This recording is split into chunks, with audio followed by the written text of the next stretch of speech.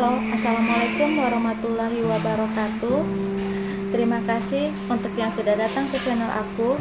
Kalau belum subscribe, tolong jangan lupa di subscribe, kemudian bunyikan lonceng, dan jangan lupa kasih like serta komentar biar aku makin semangat ya. Penantian dalam Cinta, episode 254, Berjemur. Johan berdiri di bawah matahari pagi sambil menggendong putri kesayangannya, sedangkan Randi menggendong putra kesayangannya. Kini mereka sama-sama ikut berjemur bersama dengan bayinya masing-masing. Sedangkan Lukman dan juga Sabrina ikut berjemur seperti layaknya anak bayi. Si kakek juga duduk di kursi santai, sedangkan istrinya duduk di atas kursi roda. Randi tersenyum ketika memandang putranya yang hanya memakai pampers dan kacamata hitam saja. Bayi berwajah tampan itu dengan hidung yang mancung itu masih tertidur lelap, walaupun panas pagi sudah terasa menghangatkan kulitnya. Kok bisa-bisanya ya mereka tidur seperti ini? Padahal kita aja berdiri di sini rasanya panas. Johan tersenyum memandang wajah cantik bidadari kecilnya yang sedang memakai kacamata hitam. Mungkin perasaannya masih dalam perut kali, panas. Rani mengambil kesimpulan sendiri. Johan menganggukkan kepalanya ketika apa yang dikatakan putranya sepertinya benar. Ayah dan anak itu sudah sibuk menjemur anaknya masing-masing setiap pagi seperti ini, sedangkan istri mereka hanya duduk santai di teras depan sambil mengobrol.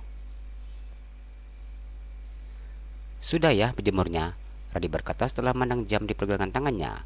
Seperti biasanya, pria itu akan menjemur bayinya sekitar 10 hingga 15 menit. Apa papa dan mama sudah selesai berjemur? Johan berdiri di samping kursi roda mamanya. Sudahlah, sudah panas soalnya, jawab Sabrina. Rani tersenyum dan kemudian mendorong kursi roda yang diduduki oleh neneknya, sedangkan Johan membantu papanya berdiri dengan sebelah tangannya. Kita sama ya cu, sama-sama dijemur kalau pagi-pagi. Kakek dan nenek selalu saja ingin ikut-ikutan. Lukman tersenyum. Di usianya yang sudah menginjak kepala 8, dianjurkan untuk berjemur di bawah matahari pagi agar mendapatkan vitamin D. Ini merupakan anjuran dari dokter tulang yang menangani permasalahan yang sering dialaminya, terutama masalah kaki dan pinggang.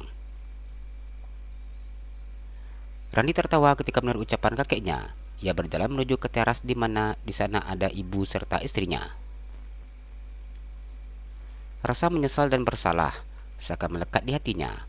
Jika seandainya dulu ia tidak memisahkan Johan dan Nina, mungkin kebahagiaan seperti ini sudah lama dirasakannya, berkumpul dengan anak, menantu dan juga cucu-cucunya. Namun keegoisan sebagai orang tua, kesombongan sebagai orang kaya dan terhormat, membuat dirinya buta dan tidak mau melihat sisi lain, selain dari harta, pendidikan, dan juga status sosial seseorang. Bersyukur anak serta menantu serta cucunya masih peduli kepadanya. Dari tuanya seperti ini, mereka masih bersedia merawatnya layaknya seorang bayi. Kini Sabrina semakin mendekatkan dirinya dengan yang di atas.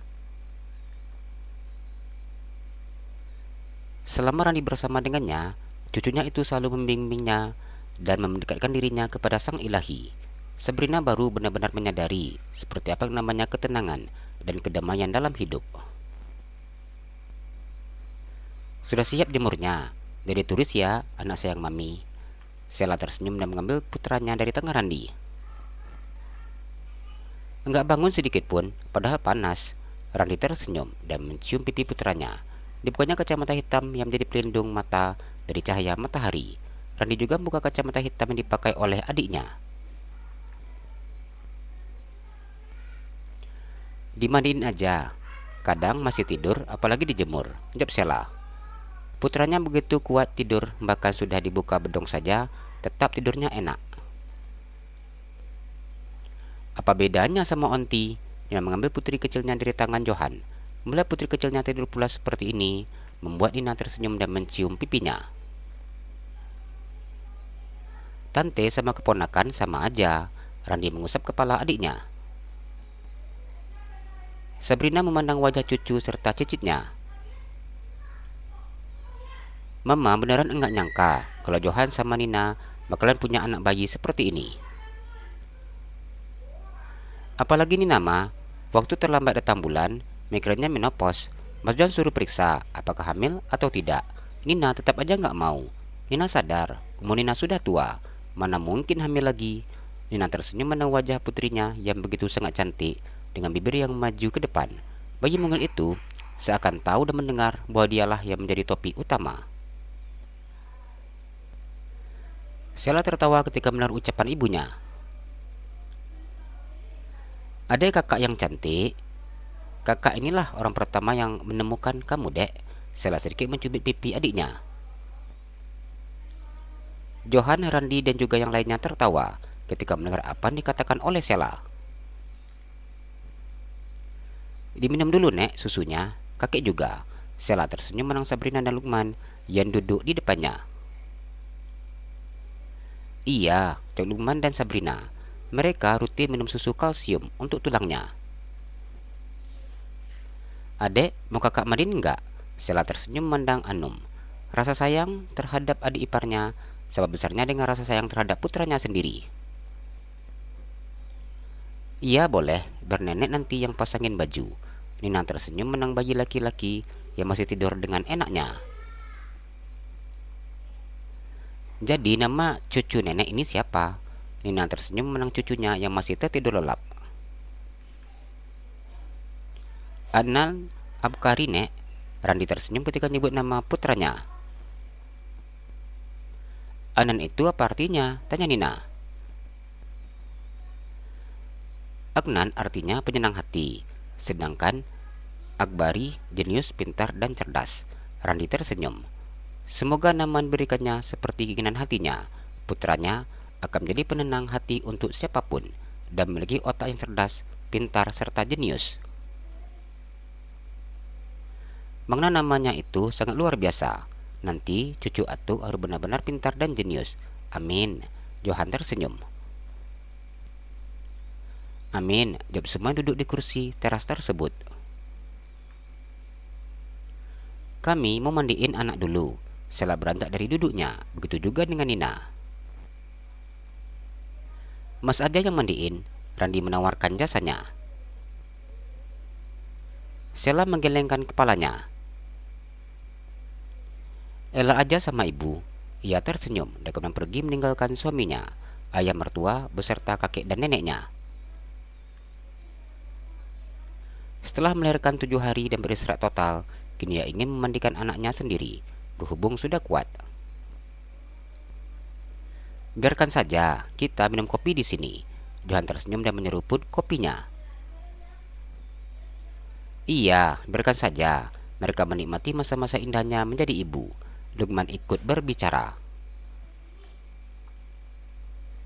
Iya ya, Sheila gak kasih aku mandiin karena dia tahu aku gak pandai. Randi tertawa. Tadi hanya sekedar basa-basi kepada istrinya, padahal dirinya tidak pandai memandikan bayi sama sekali. Bahkan buka baju anaknya saja ia tidak berani. Johan ikut tertawa. Kalau hal yang seperti itu, ayah juga gak bisa, jawabnya. Sabrina dan juga Lukman hanya diam menang Randi dan juga Johan. Nenek kira tadi beneran mau mandiin, ternyata hanya basa-basi. Randi hanya tertawa ketika mendengar ucapan neneknya. Jadi untuk acara akikah Anum dan Adnan bagaimana? Tanya Lukman. Aku maunya acara akikahnya nanti pas di saat Anum berumur 40 hari. Jadi acaranya akan kita gelar di masjid, sekalian peresmian. Randi tersenyum. Apa nanti pas acara akikah Anum dan Adnan, masjid sudah siap? Tanya Lukman. Insya Allah, kek. Soalnya aku sudah minta sama pekerja untuk selesai 25 hari lagi. Insya Allah kita akan resmikan masjid Amira Al-Mustaqim. Randi tersenyum. Johan menganggukkan kepalanya. Istri dan 2 anaknya yang telah pergi lebih dulu tidak pernah dilupakannya. Masjid yang didirikan Randi dibuat atas nama miliknya, sebagai bentuk bahwa ia mewakafkan tanahnya untuk menjadi ladang amal istri dan kedua anaknya. Lukman mengusap air matanya. Bila kini ia bahagia, namun tidak dengan Feni, menantu dulu dipilihnya dan kemudian dibencinya.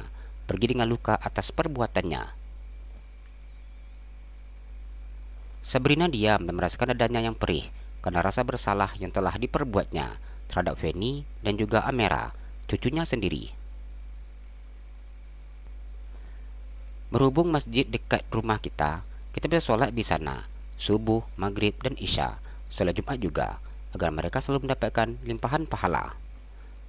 Randi yang memahami perasaan nenek dan kakeknya, memegang tangan nenek dan kakeknya tersebut.